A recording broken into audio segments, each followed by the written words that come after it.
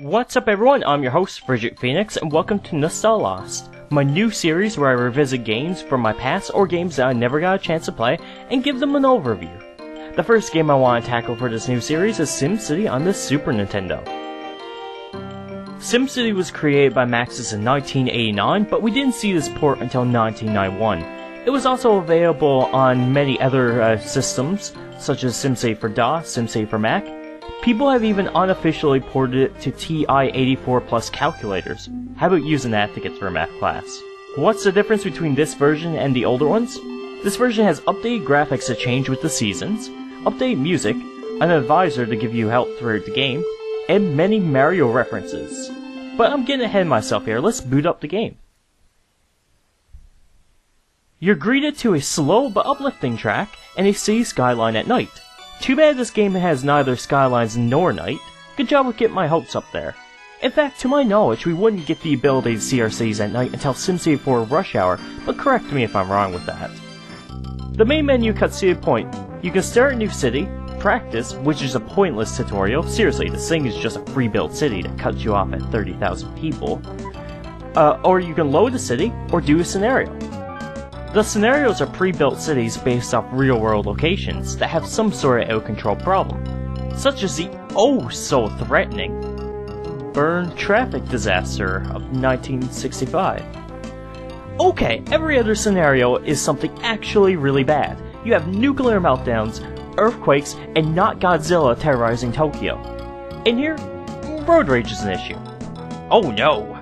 The only scenario I can really remember playing is the nuclear meltdown one, where many simultaneous toilet flushes cause the pressure to dip in a reactor's core, causing it to explode.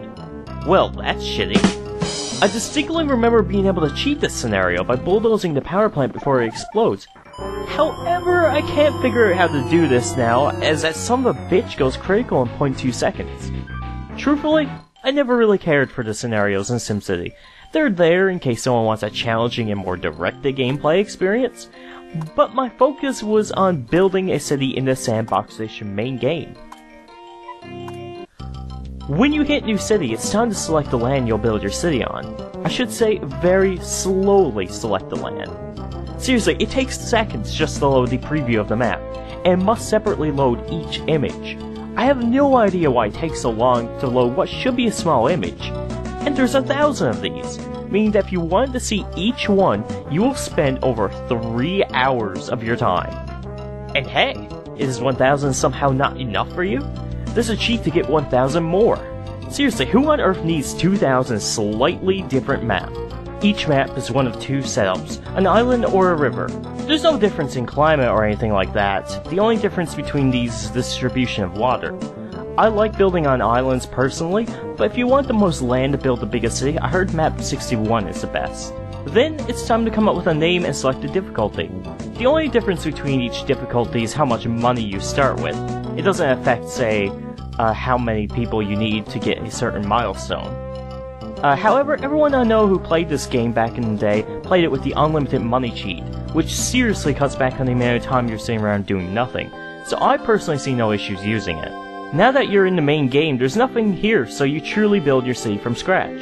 To the left is a menu that shows everything you can build at any time. This is it, other than occasional gifts that you get for certain milestones. It's 1900 and you can build a nuclear power plant. Seems legit. This is a double-edged sword in my opinion, because on one hand, nothing's stopping you from building a really optimized city from the start, except for money, of course. However, it takes away a possible level of progression when you have almost everything from the start. Not that getting population milestones and gifts isn't good enough to feel a sense of progression, but it would have been interesting if over time you unlocked various things, and upgrades for old buildings, for example. But that's just a personal nitpick, and some of the later games did incorporate this. The top menu has everything else, including settings to change the speed, some simple options, save and loading, stats so that you can find out how you're doing and help you manage your city, and of course the ability to unleash death and destruction on your city. Better look out, I'm gonna flood the entire island! Oh. Look, more commercial zones needed. Wonderful. Last but not least, you have your advisor, Mr. Wright. Mr. Wright is there to tell you of any problems and give you advice, so you're not completely alone throughout this. I'm glad my barren wasteland is growing nicely. Thanks, buddy. From here on, you're just basically building your city. You have problems to deal with that you would expect when building a city. The horrible traffic that brought down the great Empire of Bern, for example, which is easily solved by only building rails from the start. They're double the price of roads, but you will avoid a lot of issues if you just build them, so it's worth it. You also have to power your city, which the game doesn't tell you you're running low on power until brownouts happen. Crime's an issue, which don't even get me fucking started on. And pollution you have to keep track of, but you can't do shit about. Why is crime such an issue? Because the police in this game don't know the difference between their gun and a rubber band slingshot. You can have 3 police stations on screen in one area, and still have it be a crime-infested hellhole. Seriously guys, what are you doing? Pollution can only be somewhat contained, as every bit of industry in this game is a smoke-belching factory kind. But you need industry to provide jobs and a stable base for your city's economy, as there's never an extremely high demand for commercial. But you also need to have industry somewhat close to your residential zones to get the best effect. But pollution brings down your land value, leading to poor citizens and ugly crime-ridden slums. Do you see the cycle here? And that's it.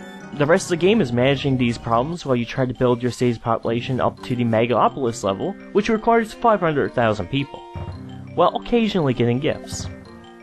Gifts affect the zones around them, however how exactly isn't always clear. Sure, the police headquarters adds more protection from crime, but what does the windmill do? For reaching megalopolis level, you get a Mario statue and some minor graphical tweaks, and that's all. Nothing changes between each level other than the music, so now it's time to talk about that. The music is great at first. The tunes are catchy and fit the mood of the respective size of your town. A village has a slower, more relaxed track, while Megalopolis has a much faster track to emphasize the bustling nature of your city. However, they are short tracks and get repetitive. This isn't a problem at first, as you upgrade your city fast, and therefore the track changes quickly. But when you get to Metropolis though, the jump from here to Megalopolis is much, much larger. So you're listening to this for a long time. Or should I say, the first 30 seconds or so, because once your city is at this size, unless you're a master of management, you will be getting pop-ups from Mr. Right a lot, which restarts the music each time he shows up on screen. The only thing that really changes is you might have a disaster happen unexpectedly, provided all the planets have aligned during a total solar eclipse. By that, I mean they are extremely rare, except for the plane crash, I've noticed, which can only happen after you build an airport anyway. I find myself initiating disasters just to see something shake things up a little.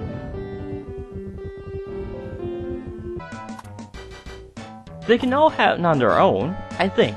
I've never had not Godzilla tear up my downtown without summoning him first. Oh wait, it's Bowser apparently. The monster is seriously destructive and there's nothing you can do about it until he leaves, so use this disaster with caution. To sum things up, this game is hard to go back to for long periods of time. It was able to glue you to the screen back in the 90s because it was a new concept, and if you were into urban design and micromanagement, there wasn't many games that really let you explore that. However, the game nowadays pales in comparison to later installments of the franchise, such as SimCity 4 and 3000. I like to ignore the 2013 reboot. These games kept what made the original fun, while adding many more layers of complexity, such as more buildings to build, customizable maps, and more factors to keep on top of, such as water systems, for example. This version isn't bad by any means, and it's still fun in short bursts. But I can only really recommend it if you want to revisit it out of nostalgia, or to see how the series got started without breaking out a very old computer system. If you want a deep city building experience, you have later installments, or other series like Cities Skylines. I've never played those games, but I hear they're very good. And that wraps up my first episode of Nostalost. I hope you all enjoyed it. I'm open to feedback, so leave some comments down below, and until next time, take care.